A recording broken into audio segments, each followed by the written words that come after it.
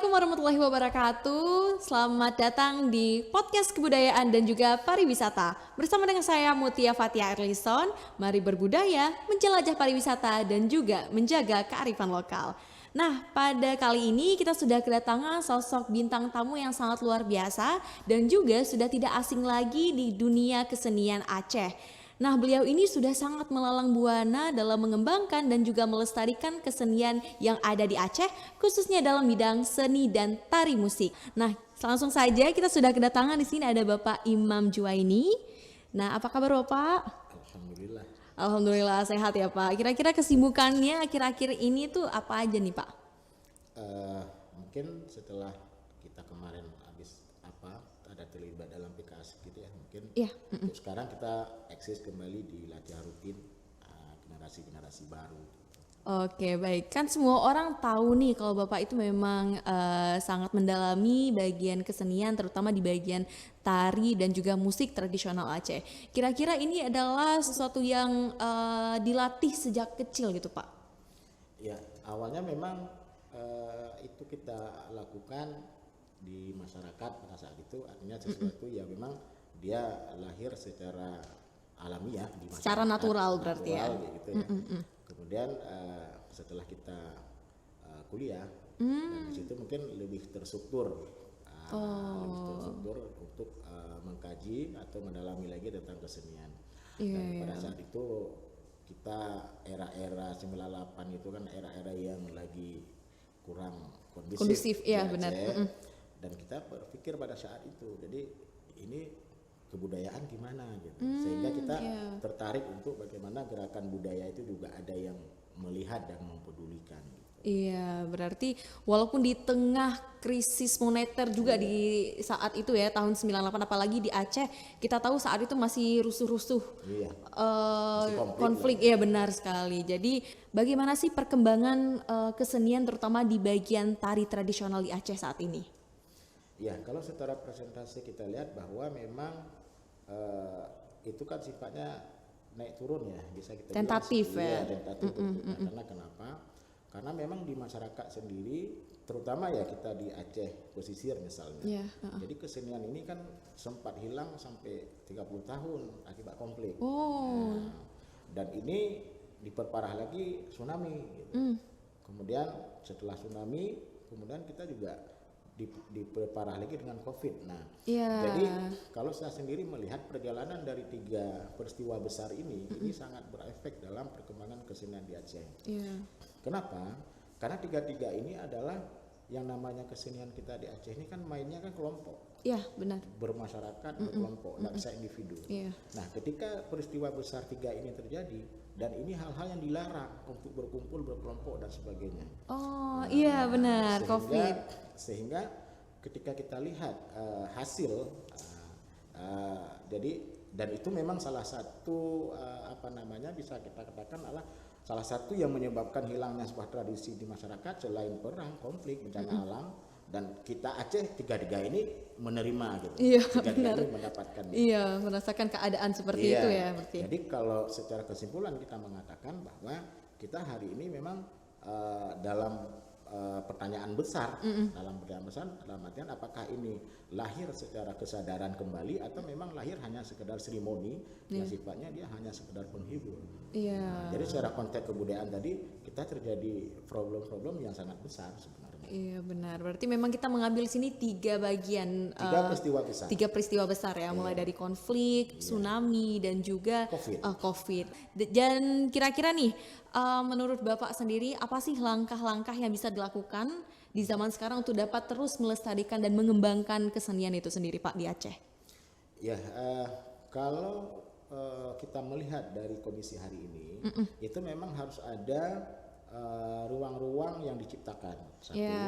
Ruang yang diciptakan ini tidak hanya semerta-merta dia dalam bentuk pertunjukan, tetapi juga ada ruang yang sifatnya pembinaan. Makanya saya melihat di Aceh itu belum ada yang sifatnya kesenian itu dilihat dalam konteks wilayah kebudayaan dengan catatan perlu adanya edukasi terhadap generasi, terhadap dunia formal dan sebagainya. Karena yang terjadi hari ini adalah itu inisiatif masyarakat aja. inisiatif kelompok masyarakat, inisiatif kelompok seniman misalnya. Jadi mereka bergeraknya ini ya karena memang tidak ada memang dorongan sendiri gitu. Nah, jadi sebenarnya langkahnya yang harus dilakukan adalah pemetaan kembali, kemudian dia ada pembinaan, kemudian ada pertunjukan. Pertunjukannya ini bisa kita kembalikan misalnya dalam konteks masyarakat Aceh dulu ada yang namanya kalau kita disebut tunang atau kontes antara satu kampung dengan kampung yang lain. Oh, antar kampung berartinya ya. Nah, oh iya. Dan ini bisa kan dilakukan kembali. Karena saya bilang tadi ketika COVID ini nggak bisa. Ketika COVID juga nggak bisa. Iya benar-benar. Karena berkumpul kan. Nah, jadi langkahnya sekarang adalah harus dilihat dalam konteks pendidikan. Bahwa harus adanya kaderisasi, harus adanya generasi, dan kalau bisa memang dia harus dimasukkan ke dalam dunia formal, misalnya ke sekolah. Setidaknya ada kurikulum ekstrakurikuler yang sifatnya dia murid itu wajib dia mengenal tentang seni-seni tradisi. Nah, baik itu tari ataupun musik. Supaya kenapa? Karena dia tidak, seni ini jangan hanya dilihat kepada hasil semata, tapi seni di tradisi kita ini itu bisa juga dilihat dalam konteks nilai-nilai lain. Kebersamaan, membentuk karakter, sosialisasi, benar, pembentukan disiplin. Nah, dan ini kan nggak ada yang sentuh. Artinya seni kita tidak pernah dijadikan sebagai media. Nah, itu benar, dia. Masih sebagian kecil aja berarti ya. Sebagian kecil. Tapi pada umumnya masih orang melihat itu hiburan dan sifatnya seremoni. Bukan melihat bahwa ini sebuah produk kebudayaan yang karakter masyarakat itu ada disimbolkan dalam setiap tari-tari yang ada di Aceh. Dan ini kecil sekali orang melihat itu. Nah, sehingga ditambah lagi nanti tidak ada ruang. Ketika tidak ada ruang, kebanyakan masyarakat atau orang takut karena berkesenian ini nggak ada ujungnya gitu. Terutama tidak menjamin tentang kerja dia, tidak menjamin pendapatan dia, karena persoalannya dia hanya sekedar dijadikan penghibur. Nah, jadi bukan sebagai orang yang menjaga kebudayaan, bukan sebagai bagian daripada masyarakat yang menjaga nilai-nilai kebudayaan lewat sebuah kesenian. Dan ini nggak terjadi. Menjalankan langkah-langkah dalam melestarikan kebudayaan dan kesenian itu sendiri dari 3P ya, kalau yang tadi saya tangkap Pak, itu ada pemetaan, pembinaan, dan juga pertunjukan. Dan juga kebanyakan orang sekarang nih itu menggunakan kesenian hanya semata-mata sebagai hiburan, bukan sebagai media untuk pembelajaran ataupun pembentukan karakter. Padahal dengan menggunakan media itu sangatlah mudah ditangkap untuk anak-anak di zaman sekarang ya Pak. Dan lanjut aja nih Pak, kira-kira bagaimana keterlibatan minat anak muda di zaman sekarang dalam mempelajari, melaksanakan, dan menjaga kesenian tari tradisional Aceh? Ya, kalau kita lihat standarnya di Banda Aceh mungkin. Banda Aceh. Di Banda Aceh mungkin lebih antusias anak mudanya lebih sedikit dibandingkan dengan daerah. Karena kalau daerah saya melihat bahwa kepedulian generasi ke situ kurang. Makanya mungkin faktor itu tadi. Dan bisa kita lihat ada beberapa kesenian yang ada di masyarakat sekarang yang mainnya udah tua-tua. Tidak ada generasi yang melanjutkan. Berarti ini kan tidak ada edukasi, tidak ada transformasi. Penyebabnya mungkin itu tadi. Nah, mereka ya mungkin ya kesibukannya beda. Nah, jadi kalau saya lihat bisa kasih kesimpulan bahwa untuk generasi hari ini itu udah 50-50. Nah, dalam hal suka kepada kesenian dan kebudayaan tradisional. Artinya 50-50 mungkin lebih banyak yang tidak peduli daripada yang peduli. Apalagi kondisi sekarang mengumpulkan orang banyak itu sangat susah. Karena kenapa? Kesibukan generasi sekarang kan medianya lebih mudah. Ada HP, ada laptop, ada internet dan sebagainya. Jadi satu poin yang paling kita harus apresiasi bagi yang bisa menciptakan grup-grup generasi muda ini, yang paling mahal pada dia itu adalah memberikan ruang kepada generasi muda untuk mengumpulkan mereka dengan kondisi sekarang yang kesibukan anak-anak itu lebih besar daripada dulu. Makanya saya bilang tadi, ini bisa dijadikan media sebenarnya. Iya. Karena dengan mereka berkumpul ini bisa melakukan sebuah kreativitas berkesenian, ini kan dah positif. Iya, daripada dia menghabiskan waktu di warung, menghabiskan waktu di main game, atau di hal-hal negatif. Benar. Nah, tapi hari ini nggak pernah terjamah oleh kita, terutama dalam hal dunia. Ya sebenarnya ini kebijakan pemerintah ya, kebijakan stakeholder ya. Artinya kenapa? Dan ini harus saling bekerja sama. Iya. Nah, jadi baik dari secara lembaga formal maupun daripada masyarakat dan senimannya. Dan ini harus harus dihilangkan bahwa seni itu milik seniman, enggak dong. Iya, benar. Seniman itu ya kan hanya perwakilan masyarakat yang menjaga kesenian. Iya, benar. Dan dia punya kewajiban juga untuk bagaimana generasi penerus itu harus lahir. Dan juga para pihak-pihak yang mengambil kebijakan yang punya peranan, dan ini harus didorong. Jangan melihat yang di atas panggung aja. Jangan melihat ketika dia bisa bertepuk tangan aja. Iya, benar. Nah, jadi saya melihat itu. Jadi secara kesimpulannya bisa kita katakan bahwa perjalanan hari ini generasi sekarang itu adalah kita berada di ambang yang mungkin 50-50 ya. 50-50. Setengah-setengah berarti ya. Nah, jadi kalau kita buat persentase bisa saya katakan seperti ini.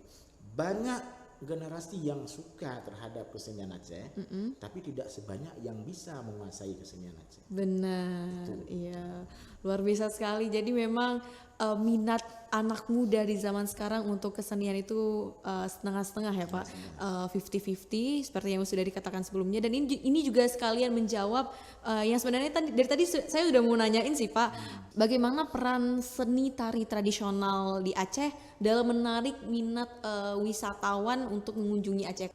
Ya sebenarnya ketika kita ingin mewacanakan wisata sebenarnya yang kita wisatakan itu kan yang paling yang tidak akan pernah habis kan kebudayaan. Iya, kebudayaan dan kesenian juga ya. Artinya kenapa? Ketika manusia itu masih ada, otomatis budaya masih ada. Iya. Tapi kalau kebudayaan yang sifatnya adalah modern atau alam, ya kan? Iya. Itu kan bisa habis. Bencana selesai.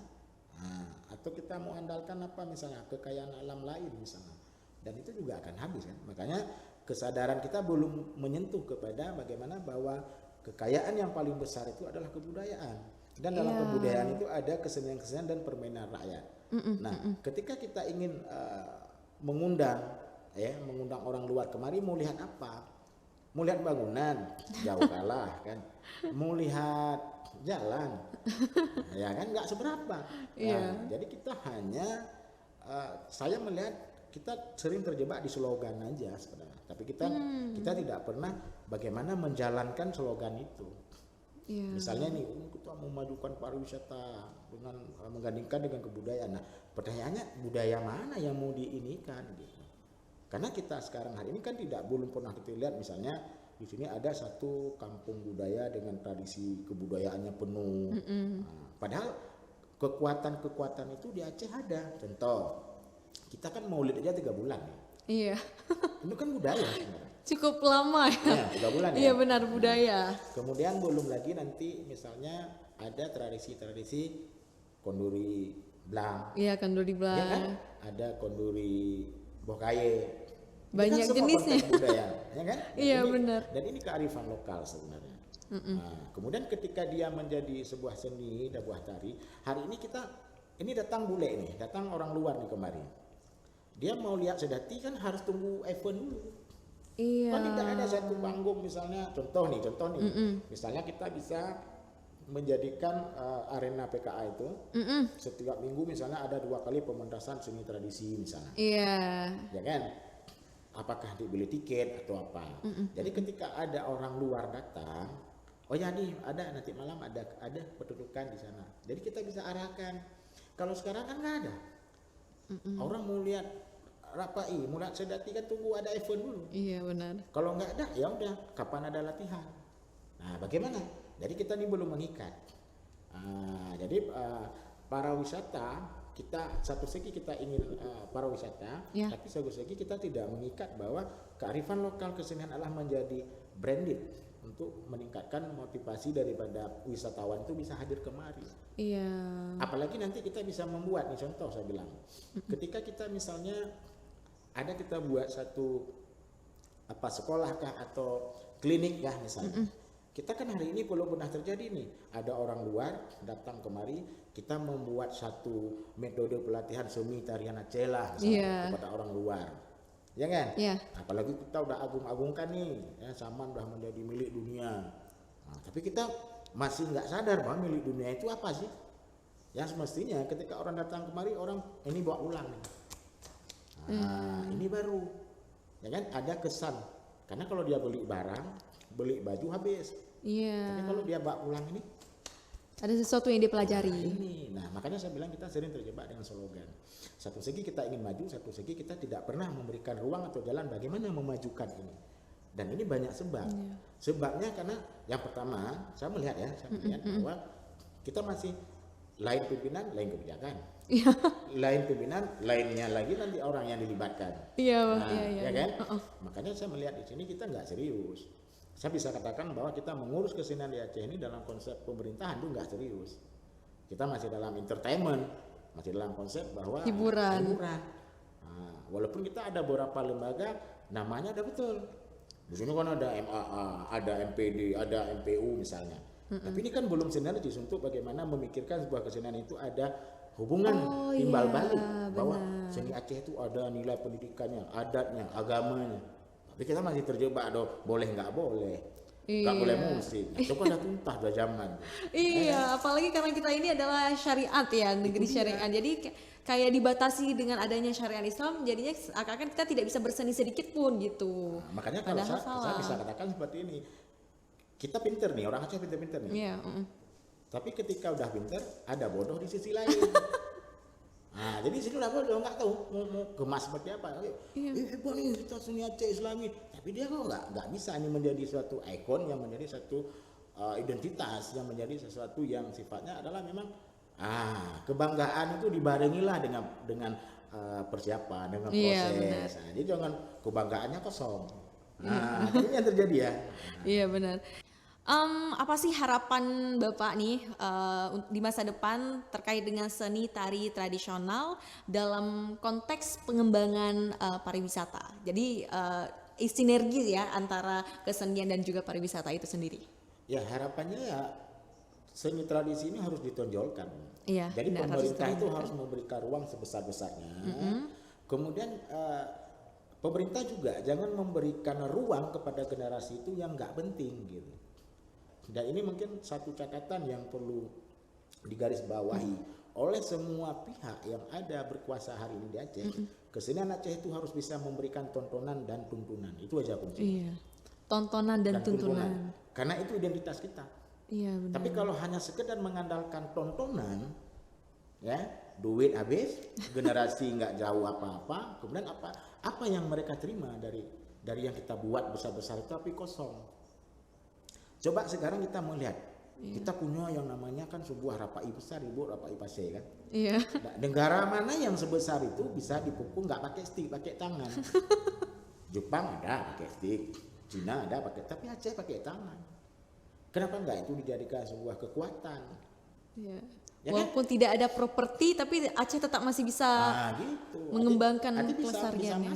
Bisa masuk kemana-mana. Nah, sekarang yang harus dilakukan adalah tradisi itu bukan dirubah, tapi tradisi itu ada sikap-sikapnya bagaimana dibentuk dengan tuntutan kekinian.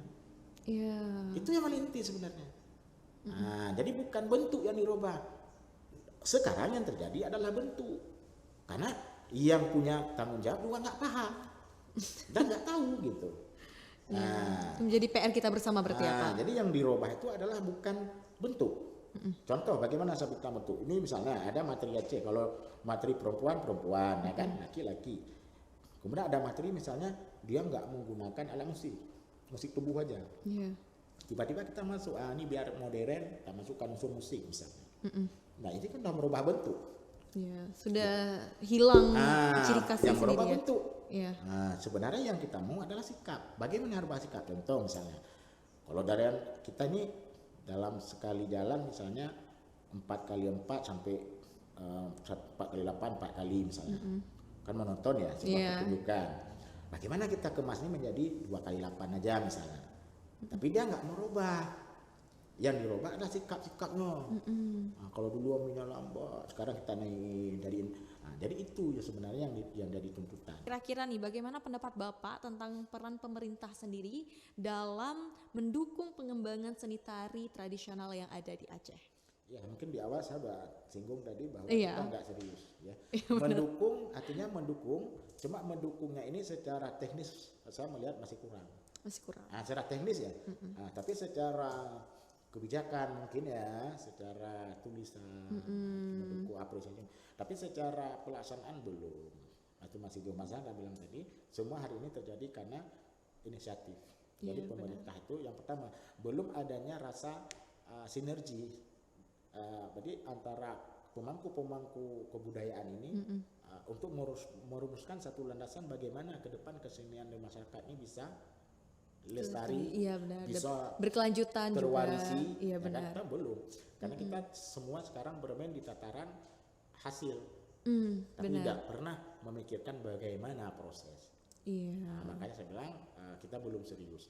Jadi kalau memang kita serius, otomatis kita punya satu ketegasan, punya satu wewenang, punya satu aturan bahwa kalau A, kalau bukan dia, jangan dia, bagaimanapun, jangan Allah namangan ajo Allah. Nah, ini kan jadi kacau. Sehingga kita tidak ada ruang, tidak ada jembatan, tidak ada tangga untuk bagaimana memberikan sesuatu pandangan besar terhadap sebuah perkembangan kebudayaan, kesenian kepada lembaga-lembaga pemerintah. Kita nggak ada cerobong. Nah, kalau saya kesimpulannya bahwa pemerintah harus jeli dan harus peka kembali bagaimana tentang melihat kesenian tradisional itu adalah penting karena sebagai media yang menjaga atau yang mempromosikan sebuah nilai-nilai kebudayaan masyarakat Aceh di mata dunia. Iya, luar biasa sekali. Jadi memang untuk menjaga dan juga melestarikan kebudayaan itu bukan hanya PR kita bersama, tetapi juga harus melibatkan pemerintah dan juga pemangku kesenian tentunya ya. Dan memang dari kesenian itu sendiri tidak, karena sifatnya itu liar, memang dia tidak punya payung, tapi dia berakar, terus berakar, sehingga memang tidak bisa dihentikan, namun kita bisa mengontrol dan mengarahkannya ke arah yang lebih baik lagi. Wah, luar biasa sekali Bapak, terima kasih untuk perbincangan hangat kita pada hari ini, dan semoga kedepannya kita bisa bertemu lagi di lain kesempatan. Dan untuk anak-anak muda jangan lupa untuk terus melestarikan kebudayaan yang ada, karena kebudayaan itu adalah identitas diri kita ya, luar biasa sekali. Let's learn about the culture to make it more exposure. Thank you. Wassalamualaikum warahmatullahi wabarakatuh.